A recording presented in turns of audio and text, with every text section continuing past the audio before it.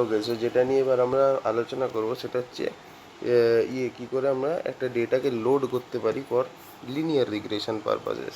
ঠিক আছে, তাহলে এখানে আমি লিখছি loading the data for linear regression purpose. তো তার মধ্যে প্রথমে যেটা আসছে সেটা হচ্ছে, ফর এক্সাম্পল দেখো আমাদের কোন ফাংশনটা ইউজ করতে হবে, সেটা হচ্ছে read.dlim এই ফাংশনটা ইউজ করতে হবে। এবার এর মধ্যে যে ফাইলটাকে লোড করব, ঠিক আছে, সেই ফাইলের নামটা লিখতে হবে। ফর এক্সাম্পল ধরো bonds.txt টেক্সট ফাইল হবে, ঠিক আছে, কমা দিয়ে row names equal to 1, row dot names আর কি, row dot names equal to 1। এই লাইনটার মানেটা কি? এই লাইনটার মানে হচ্ছে বেসিক্যালি আমি এইটাকে লোড করছি, আর আমাদের যেটা প্রথম রো আছে সেটাকে আমি 1 ধরে নিচ্ছি। ফর এক্সাম্পল আমি এক্সাম্পল লিখে দিচ্ছি, প্রথম রো আছে, প্রথম যে কলমটা আছে ওটাকে আমরা রো নেম হিসাবে রাখবো। ফর এক্সাম্পল ধরো আমাদের যে bonds.txt ফাইলটা আছে এরকম দেখতে, এক মিনিট কী হচ্ছে ভাই, এখানে আইডি আছে, নেম আছে, এজ আছে। ধরো আইডি 1, নেম হচ্ছে জন, এজ হচ্ছে 23, 2 হচ্ছে জেন, এজ হচ্ছে 25, ঠিক আছে। এবার আমি যখন, এটা হচ্ছে আমাদের bonds.txt ফাইলটা, this is R bonds.txt file. এইবার আমি যখন এখানে রো নেমটাকে 1 করে দেবো, তখন আমাদের কীরকম দেখতে হবে, মানে এই কমান্ডটা এক্সিকিউট করার পরে এই যে প্রথম কলমটা আছে রো নেম ইকুয়াল টু 1, তার মানে কি, রো নেম ইকুয়াল টু এই 1 মানে হচ্ছে প্রথম কলমটা তোমার আইডি নেম হয়ে যাবে, প্রথম কলমটা তোমার আইডি নেম, রো নেম হয়ে যাবে প্রথম কলমটা। তো তাহলে কীরকম দেখতে হবে, 1 2 নেম এজ।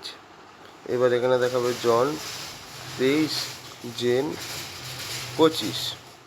তো এখানে আমাদের যেটা ফার্স্ট কলম হবে, ফার্স্ট কলম এটা হয়ে যাবে রো নেম, ঠিক আছে। এখানে যদি আমি রো নেম ইকুয়াল টু 1-এর জায়গায় রো নেম ইকুয়াল টু 2 দিয়ে দিতাম,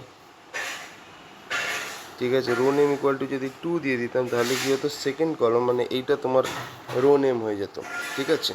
সো এই হচ্ছে ব্যাপার। অবভিয়াসলি এই ডেটাটাকে আমাকে একটা ডেটা ফ্রেমের মধ্যে সেভ করতে হবে। তো সেই ডেটা ফ্রেমের একটা নাম দেবো, ফর এক্সাম্পল বন্ডস, ঠিক আছে। তার মানে এই যে ডেটাটা আছে, এই টেক্সট ফাইলটা তোমার একটা ডেটা ফ্রেমে চলে এসছে। তো বেসিক্যালি এই ডিলিং ফাংশনটা কী করে, একটা টেক্সট ফাইলকে ডেটা ফ্রেমে কনভার্ট করে, ঠিক আছে। আচ্ছা, এই হচ্ছে ব্যাপার। নেক্সট হচ্ছে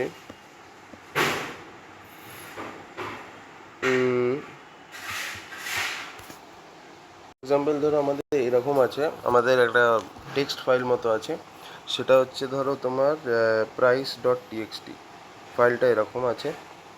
এর মধ্যে তোমার কি আছে, আইডি আছে, আইডির পরে তোমার কুপন রেট আছে, ঠিক আছে, কুপন রেট আছে, আর কি আছে তোমার বিড প্রাইস আছে, BIDPRIC, বিড প্রাইস। এবার এখানে আছে ধরো 1 2 3 4, আর এদিকে কুপন রেটে কী আছে 7.000, দুয়ে আছে হচ্ছে 9.000, তিনে আছে হচ্ছে 7.000, 4.125, বিড প্রাইসে গিয়েছে 92.94, আর এতে গিয়েছে 101.44, 92.66, আর 94.50, ঠিক আছে। এরকম ধরো আছে আমাদের bonds.txt ফাইলে, ঠিক আছে। এই bonds.txt বলছি, price.txt-তে আমাদের এরকম আছে। নাও এবার আমি কি করব, বেসিক্যালি কিছুই না, এই পুরো জিনিসটাকে আমি একটা ডেটা ফ্রেমের মধ্যে রাখবো। ডেটা ফ্রেমের নামও হচ্ছে তোমার প্রাইস। তো তাহলে বেসিক্যালি এটাকে ডেটা ফ্রেমে রাখার জন্য কি করতে হবে, প্রথমে একটা ডেটা ফ্রেমের নাম দিয়ে দিতে হবে। ফর এক্সাম্পল এটা হচ্ছে প্রাইস, এই ডেটা ফ্রেমে রাখবো, ঠিক আছে। এবার এখানে লিখতে হবে কি লিখতে হবে, এদিকে দেখো read.dlim এই ফাংশনটাকে ইউজ করতে হবে।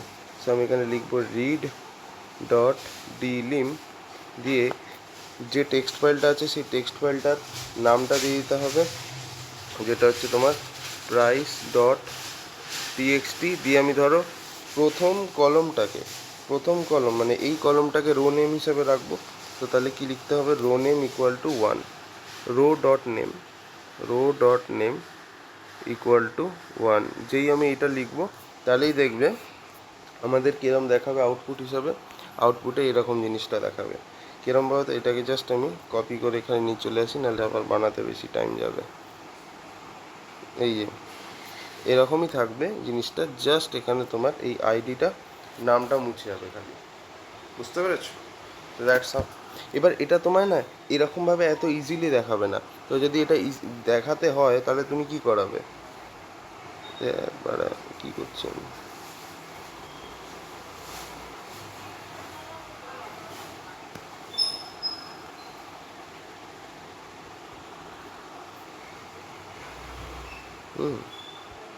এত ইজিলি তো দেখাবে না। সো এটাকে যদি তোমায় দেখাতে হয়, ঠিক আছে, ধরো তোমার এই ডেটা ফ্রেমটা তুমি দেখতে চাও, তোমায় লিখতে হবে এখানে কি লিখতে হবে, ভিউ ভিউ ফাংশন ইউজ করতে হবে, দিয়ে ভিতরে ডেটা ফ্রেমের নামটা লিখতে হবে। যেই এবার তুমি লিখে এন্টার মারবে তখন কি হবে না, তোমার এই পুরো যে ডেটা ফাইলটা আছে, হয়ে গেল, এই যে তোমার যে ডেটা ফাইলটা আছে, এই ডেটা ফাইলটা এখানে চলে আসবে। আরে ভাই,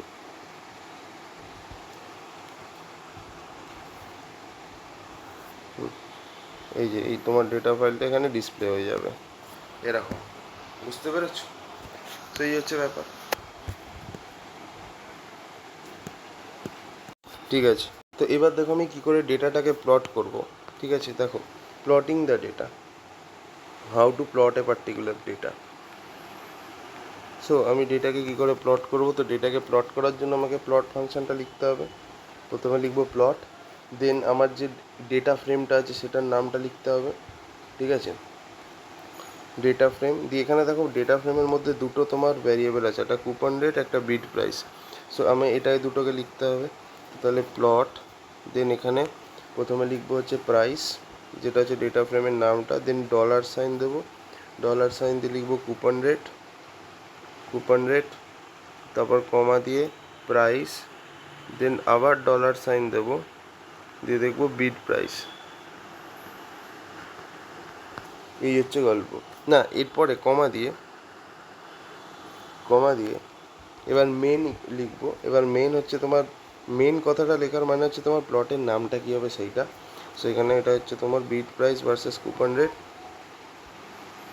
বিড প্রাইস ভার্সেস কুপন রেট। ঠিক আছে, এটা হলো। তারপর কমা দিয়ে এক্স অ্যাক্সিসকে লেভেলিং করতে হবে, তাহলে এক্স ল্যাব লিখবো, দিয়ে এক্স ল্যাবটা কী হবে, কুপন রেটই লিখে দেবো, কুপন রেট। দিয়ে আমার যদি ওয়াই অ্যাক্সিসকে লেভেলিং করতে হয় তাহলে ওয়াই ল্যাব লিখবো, দিয়ে এখানে কি লিখে দেবো, বিড প্রাইস। ব্যাস, গল্প শেষ। সো এইভাবে তুমি যখন ডেটাটাকে প্লট করবে কিরম দেখতে লাগবে আমি বলে দিচ্ছি। ঠিক আছে,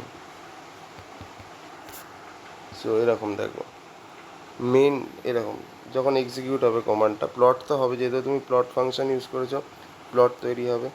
দিয়ে তোমাদের কি বলেছে, এইটা তো ছেড়ে দাও, এটা তো বুঝে নিল মেমারিতে, সে বলো মেন হচ্ছে বিড প্রাইস ভার্সেস কুপন প্রাইস, মানে প্লটের নেমটা। তো তাহলে এখানে এটাই আসবে, বিড প্রাইস ভার্সেস কুপন প্রাইস। ঠিক আছে, এরপরে নেক্সট হচ্ছে এক্স ল্যাব কি, কুপন রেট, মানে এক্স অ্যাক্সিসকে লেবেল করবো কুপন রেট দিয়ে। তাহলে এখানে আমি কুপন রেট বলে লিখলাম, হয়ে গেল।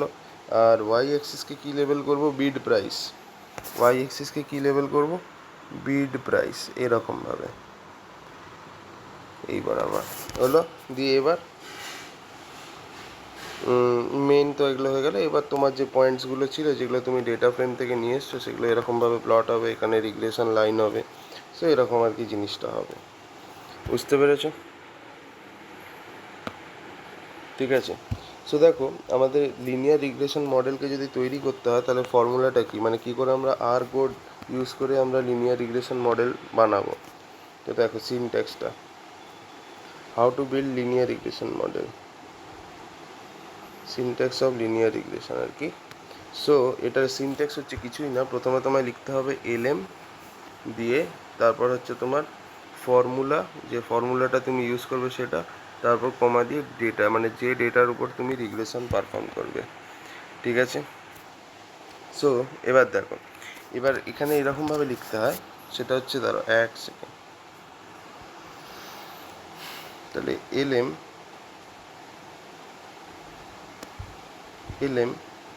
ঠিক আছে। ফর্মুলাতে আমরা কী দেবো, ফর্মুলাতে আমরা দিয়ে দেবো হচ্ছে তোমার বেসিক্যালি এখানে তোমার কি থাকবে, এরকমও লিখতে পারো, একটা তোমার যেটা ডিপেন্ডেন্ট ভ্যারিয়েবল যেটা থাকবে সেটা মেনলি এরকমভাবেই লেখে, তোমার ডিপেন্ডেন্ট ভ্যারিয়েবল থাকবে প্রথমে, নেক্সট কমা দিয়ে, কমা না এরকম আর কি, ইন্ডিপেন্ডেন্ট ভ্যারিয়েবল থাকবে, ইন্ডিপেন্ডেন্ট ভ্যারিয়েবল থাকবে। তো তাহলে কীরকম হবে, এলএম ডিপেন্ডেন্ট ভ্যারিয়েবলের মধ্যে কী হবে, ডিপেন্ডেন্ট ভ্যারিয়েবলের মধ্যে তোমার থাকবে হচ্ছে এই যে বিড প্রাইসটা হচ্ছে ধরো ডিপেন্ডেন্ট ভ্যারিয়েবল, কুপন রেটটা হচ্ছে ইন্ডিপেন্ডেন্ট ভ্যারিয়েবল। তো তাহলে এরকম লিখবো, এলএম বিড প্রাইস, এলএম বিড প্রাইস আর একটা হচ্ছে coupon rate. So it is something like this. Okay, but এখানে শুধু এইটুকু লিখলে হবে না, তোমাকে তো ডেটা ফ্রেমের নামটা দিতে হবে, ঠিক আছে, ডেটা ফ্রেমের নামটা দিতে হবে। তো ডেটা ফ্রেমের নামটা কি, ডেটা ফ্রেমের নাম হচ্ছে তোমার প্রাইস। তো আমি বন্ডস কেন বারবার লিখছি না, ডেটা ফ্রেমের নামটা প্রাইস। তো তাহলে কি লিখতে হবে, এলএম দিয়ে বন্ডস দিয়ে এখানে $সাইন দিয়ে তারপর ডিপেন্ডেন্ট ভ্যারিয়েবলটাকে লেখো, তারপর কমা দিয়ে আবার বন্ডস, এই বন্ডস কেন লিখছি, ডেটা ফ্রেমের নামটা তো প্রাইস, প্রাইস ডলার বিট প্রাইস, তারপর এখানে আবার প্রাইস লেখো, কমা তারপর ডলার দিয়ে কি লিখবে, কুপন রেট, যেটা তোমার ইন্ডিপেন্ডেন্ট ভ্যারিয়েবল, সেইটা লেখো। বুঝতে পেরেছো, this is something like this.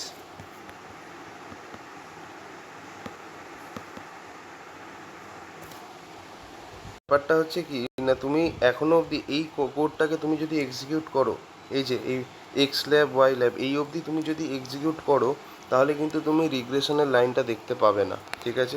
তো স্যার তাহলে তো আমাকে রিগ্রেশনের লাইন দেখাতে হবে, আমাকে তো রিগ্রেশনের লাইন দেখাতে হবে। তো তার জন্য আমায় কী লিখতে হবে, তার জন্য আমায় কী লিখতে হবে, তার জন্য আমায় যেটা লিখতে হবে, that is nothing but ABS mod, এই ফাংশনটা ইউজ করতে হবে। সরি, এবিএস মড বলছি, এবি লাইন, এবি লাইন লিখতে হবে। লিখে লিখে আমার এখানে কি করতে হবে, এখানে লিখতে হবে তোমার যে ডেটা ফ্রেমের নামটা আছে সেইটা, প্রাইস দিয়ে তারপরে লিখতে হবে S mod, price S mod. এবার এইটা যখন তুমি লিখবে, এখানে এটা হচ্ছে তোমার ইন্টারসেপ্ট আর বিটা হচ্ছে তোমার স্লোপ, এটাই মেনশন করছে এই এবি লাইন কমান্ডটা। এইটাকে যখন তুমি এক্সিকিউট করবে, then you will get a regression line. এখানে এটা হচ্ছে তোমার বিটা নট ইন্টারসেপ্ট, আর এই যে এই এটা হচ্ছে তোমার বিটা ওয়ানটা হচ্ছে তোমার স্লোপ। ক্লিয়ার হয়েছে? So this is the thing, ঠিক আছে। বন্ড স্মড, আচ্ছা না, বন্ড এ স্মড বলে আমি ভুল বললাম। অ্যাকচুয়ালি গল্পটা হচ্ছে তোমার এইটা হচ্ছে ডেটা ফ্রেমের নামটা, এবি লাইনের পরে তোমার জাস্ট ডেটা ফ্রেমের নামটাকে লিখতে হবে। সো ডেটা ফ্রেমের নামটা কি, প্রাইসই রেখেছি। তো তাহলে এবি লাইন প্রাইস লিখলেই তোমার জিনিসটা ডিসপ্লে হয়ে যাবে। ক্লিয়ার? আর দেখো এখানে বেস্ট ওয়ে, একটা লিনিয়ার রিগ্রেশন ফাংশনকে কল করার বেস্ট ওয়েটা কি সেটাও দেখে নাও। ইন আর প্রোগ্রামিংয়ে best way to call linear regression function, কোনটা বেস্ট ওয়ে?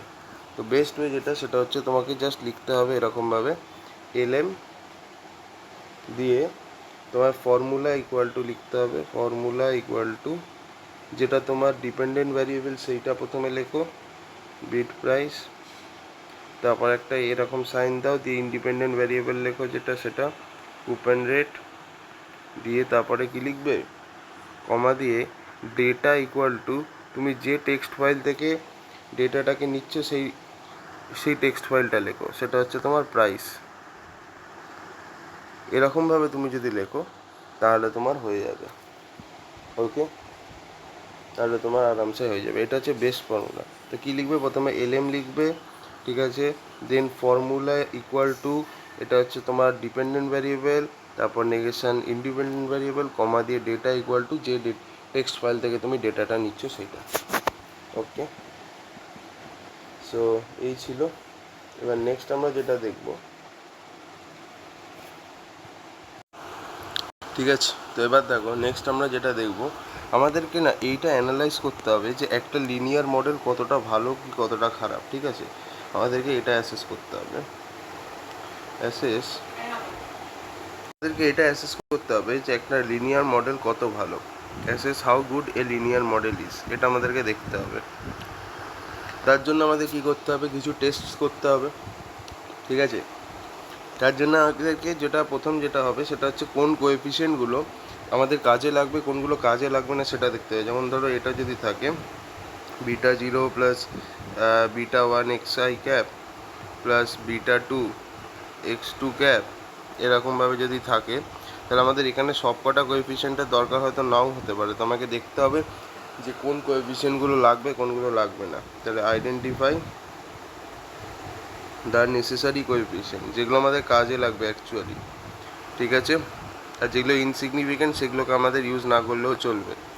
সেকেন্ড, আর কি দেখতে হবে সেটা হচ্ছে আমাদের আউটলায়ার্স, মানে অ্যাবনর্মাল ডেটা ভ্যালুস কোথায় যেগুলো আছে সেগুলোকে আমার আইডেন্টিফাই করতে হবে। ঠিক আছে, আউটলায়ার্সগুলোকে আইডেন্টিফাই করতে হবে, মানে ফর এক্সাম্পল যেমন ধরো এরকম আছে যে এরকম ধরো আমাদের ডেটা সেট আছে, ফর এক্সাম্পল আমাদের লিনিয়ার মডেলে এরকমভাবে, ধরো আমি আগে ভ্যালুগুলোকে প্লট করি, ধরো এরকম আছে, এরকম ধরো একটা হঠাৎ ভ্যালু চলে গেল। তো এরকম আমাদের এইটা কিন্তু লিনিয়ার মডেল থেকে প্লট হচ্ছে না, অনেকটা দূরে আছে। সো এটাকে আমরা অ্যাজ এ আউটলায়ার ট্রিট করি। সো আমাদেরকে এরকম টাইপের যে আউটলায়ারগুলো আছে we have to predict those outliers. ঠিক আছে, আচ্ছা, এরপরে আমাদের কি করতে হবে, কিভাবে আমরা টেস্ট করব, থার্ড যে মেথডটা হয় সেটা হচ্ছে হাইপোথিসিস টেস্টিং, যে একটা লিনিয়ার মডেল কতটা ভালো বা কোন কোএফিসিয়েন্টগুলো দরকারি বা কোন কোএফিসিয়েন্টগুলো দরকারি নয়, তার জন্য আমরা কি করি, হাইপোথিসিস টেস্টিং। এটা দেখার জন্য যে কোন কোএফিসিয়েন্টটার প্রয়োজন আছে কোন কোএফিসিয়েন্টটার প্রয়োজন নেই। ফর এক্সাম্পল যদি এরকম হয় y equal to beta 0 plus beta 1 x I cap plus error, আমাকে চেক করতে হবে এই বিটা 0 বিটা 1 এই কোএফিসিয়েন্টগুলো তোমার ইম্পর্টেন্ট কিনা with the help of hypothesis testing. For example যেমন ধরো এই বিটা 0কে তোমার নাল হাইপোথিসিস বলবে ইম্পর্টেন্ট নয়। ঠিক আছে, আর তোমার অল্টারনেট হাইপোথিসিস বলবে ইম্পর্টেন্ট। সিমিলারলি বিটা 1ও একই জিনিস হবে, নাল হাইপোথিসিস বলবে ইম্পর্টেন্ট নয়, অল্টারনেট হাইপোথিসিস বলবে ইম্পর্টেন্ট। সো এরকমভাবে প্রত্যেকটা কোএফিসিয়েন্টের উপরেই আমাদেরকে হাইপোথিসিস টেস্টিং করতে হবে, এটা দেখার জন্য যে কোনটা ইম্পর্টেন্ট নয়। ঠিক আছে, ফর এক্সাম্পল আমি ধরো আমাদের যে ইকুয়েশনটা আছে y equal to beta 0 plus beta 1 x I, ঠিক আছে, প্লাস এরার। তো আমি বিটা 1 যেটা হচ্ছে আমাদের বেসিক্যালি স্লোপ, এটার উপরে হাইপোথিসিস টেস্টিং করছি। ঠিক আছে, দেখো ইন্টারসেপ্ট তো তোমার থাকবেই, ঠিক আছে, নাহলে তো হয় না। এরার অ্যাট পয়েন্টটা এটা অতটা লাগে না আমাদের, আমরা খালি কোএফিসিয়েন্টসগুলোকে দেখবো। ঠিক আছে, এটা তো ইররিডিউসেবল, এটা তুমি চেঞ্জ করতে পারবে না। সো এবার যেটা হচ্ছে বিটা 1, তাহলে আমাদের নাল হাইপোথিসিস বলছে কি, নাল হাইপোথিসিস বলছে যে বিটা 1-এর ভ্যালু 0, মানে বিটা 1-এর কোনো সিগনিফিকেন্স নেই। ঠিক আছে, আর অল্টারনেট হাইপোথিসিস কি বলছে যে না, বিটা 1-এর সিগনিফিকেন্স আছে, তাই বিটা 1-এর ভ্যালু 0 হবে না। ঠিক আছে, তো তাহলে নাল হাইপোথিসিস যদি বলে বিটা 1-এর ভ্যালু 0, তাহলে আমাদের ইকুয়েশনটা কিরম দেখতে হবে, y equal to beta 0 plus error I, এটা হচ্ছে তোমার রিডিউসড মডেল। আর অল্টারনেট হাইপোথিসিস বলছে যে বিটা 1-এর ভ্যালু 0 হবে না, তাহলে আমাদের দেখতে কেমন হবে, y equal to beta 0 plus beta 1 x I plus error of I. ঠিক আছে, কেন কি এখানে তো আমরা বিটা 1-কে 0 মানছি না, মানে স্লোপ আছে। ঠিক আছে, তাহলে এটা হচ্ছে তোমার কমপ্লিট মডেল, আর উপরেরটা যেটা সেটা হচ্ছে তোমার রিডিউসড মডেল। আচ্ছা, এবার আমায় যেটা করতে হবে সেটা হচ্ছে আমাকে টু সাইডেড টেস্ট পারফর্ম করতে হবে। ঠিক আছে, বিটা 1, এই যে বিটা 1, এটা আমাদের ইম্পর্টেন্ট কি ইম্পর্টেন্ট নয় এটা জানার জন্য আমাদের কি করতে হবে, টু সাইডেড টেস্ট পারফর্ম করতে হবে। টু সাইডেড টেস্ট আমি যদি পারফর্ম করি তাহলে আমি বুঝতে পারবো যে ভ্যালুটা পাবো, সেই ভ্যালুটার রেসপেক্টে আমরা দেখে বলতে পারবো যে এটা আমাদের ইম্পর্টেন্ট কি ইম্পর্টেন্ট নয়। ঠিক আছে, সো দেখো কিভাবে এটা বার করব, দেখো কিছুই না,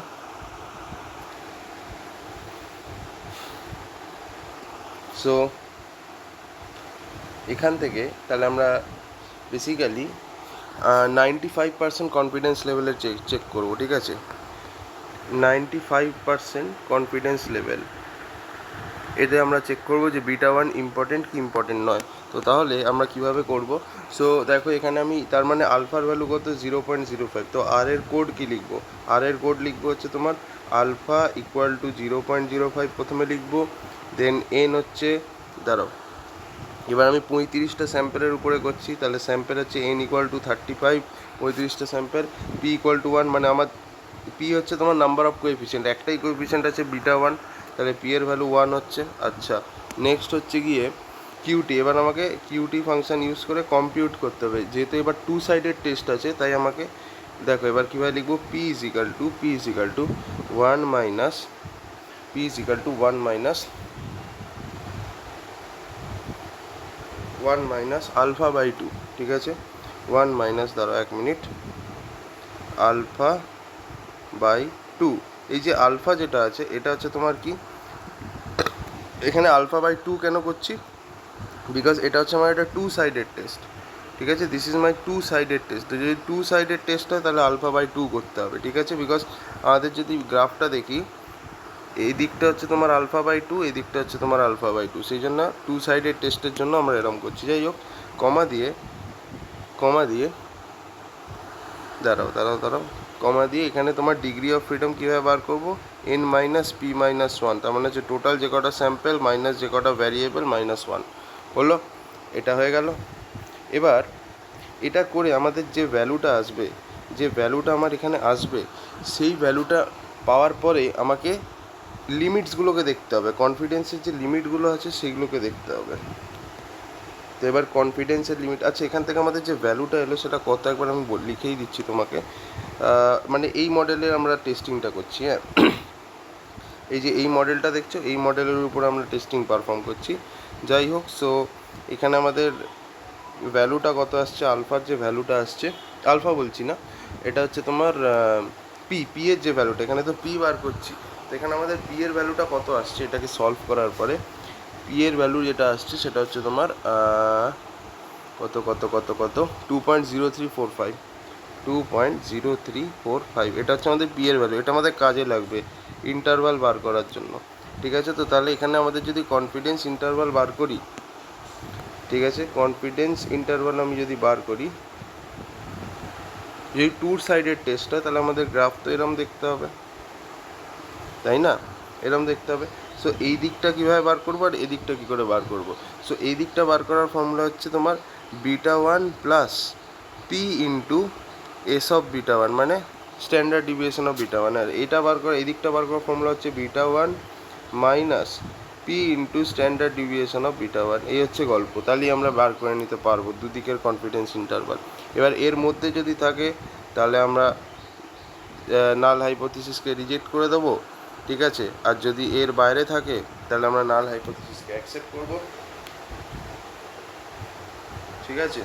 সো তাহলে দেখছি এখানে আমরা যদি ক্যালকুলেট করি, তাহলে বিটা 1-এর ভ্যালু এখানে আমরা যখন কম্পিউট করেছিলাম, স্লোপের ভ্যালু তোমার 3 পয়েন্ট কিছু একটা ছিল, বিটা 1-এর ভ্যালু আমি যখন কম্পিউট করেছিলাম আমি পেয়েছিলাম 3.0661। তাহলে চলো আপার লিমিট এটাকে বার করি। আচ্ছা, পি এর ভ্যালু আমরা এখানে কত পেয়েছিলাম, পি এর ভ্যালু পেয়েছিলাম 2.0345, আর এস বিটা 1 এর ভ্যালু কত পেয়েছিলাম, এর ভ্যালু আমি পেয়েছিলাম 0.306, স্ট্যান্ডার্ড ডিভিয়েশন, এগুলো সব তুমি ক্যালকুলেট করতে পারবে, সমস্যা নেই। তাহলে আমি যদি আপার ইন্টারভালটা বার করি তাহলে কী হবে, beta 1 plus P into S of beta 1, so এটা কত হচ্ছে 3.0661 প্লাস 2.0345 ইন্টু এস বিটা 1, মানে হচ্ছে 0.3068। সো এটাকে আমি যদি সলভ করি তাহলে কত আসছে অ্যান্সার, এটা আসছে তোমার 3.690289, এটা হচ্ছে তোমার বিটা 1-এর ভ্যালু, তার মানে এটা আসছে তোমার 3.690289। সিমিলারলি আমার যদি এই দিকের ভ্যালুটা লাগে beta 1 minus P into S beta 1, সেটাও বার করা যেতে পারে। তো জাস্ট আমি এখানে প্লাসের জায়গায় মাইনাস বসাবো আর এখানেও তোমার প্লাসের জায়গায় মাইনাস বসাবো, তাহলে এটা কত আসবে, মাইনাস করলে আমরা কি পাচ্ছি অ্যান্সার, বলো what is the answer that I am getting? 2.41191, এই 44191 এটা হচ্ছে আমাদের ভ্যালু, ঠিক আছে, লোয়ার লিমিট। সো তাহলে 2.44191, ঠিক আছে, তাহলে 2.44191 এই হচ্ছে গল্প, ঠিক আছে।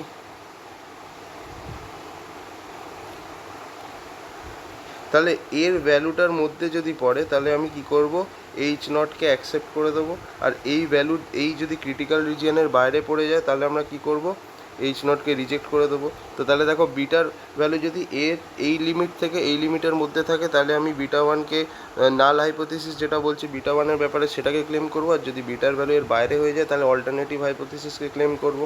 সো দেখো বিটা ওয়ানের অ্যাকচুয়াল ভ্যালু কত ছিল, বিটা ওয়ানের অ্যাকচুয়াল ভ্যালু 3.0661।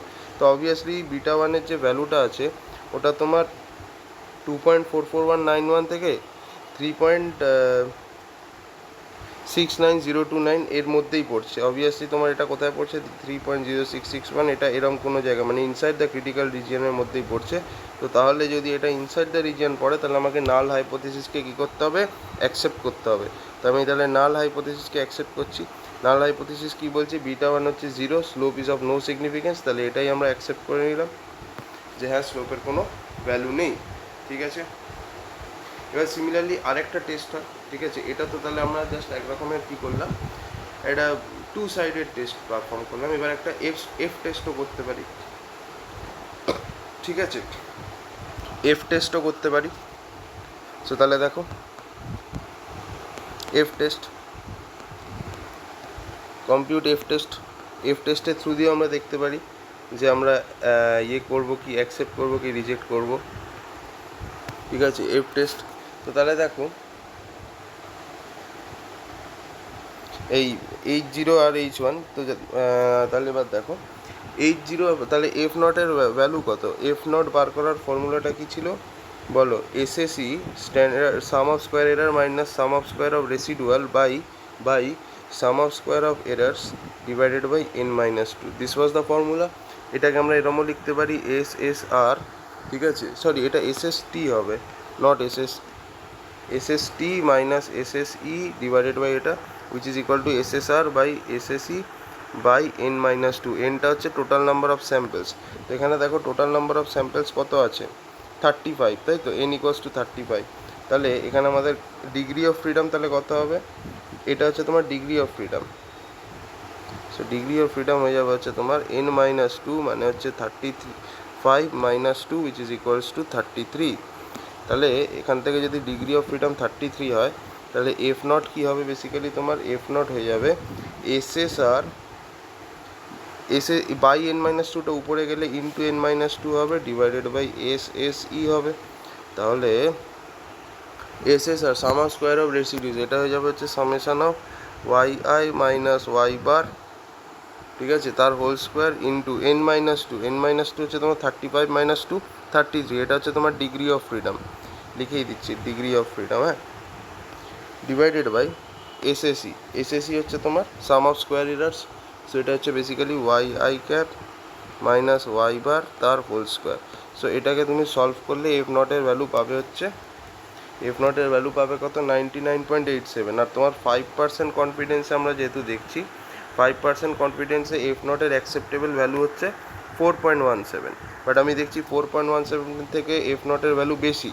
তাহলে এফ নট যদি গ্রেটার দেন এফ হয় তাহলে আমাকে নাল হাইপোথিসিসকে রিজেক্ট করতে হবে। তো নাল হাইপোথিসিসকে রিজেক্ট করলে অল্টারনেট হাইপোথিসিসকে অ্যাকসেপ্ট করতে হবে, তার মানে বিটা ওয়ানের সিগনিফিকেন্স আছে, তার মানে আমাকে এইটাকে অ্যাকসেপ্ট করতে হবে, ঠিক আছে, থ্যাংক ইউ।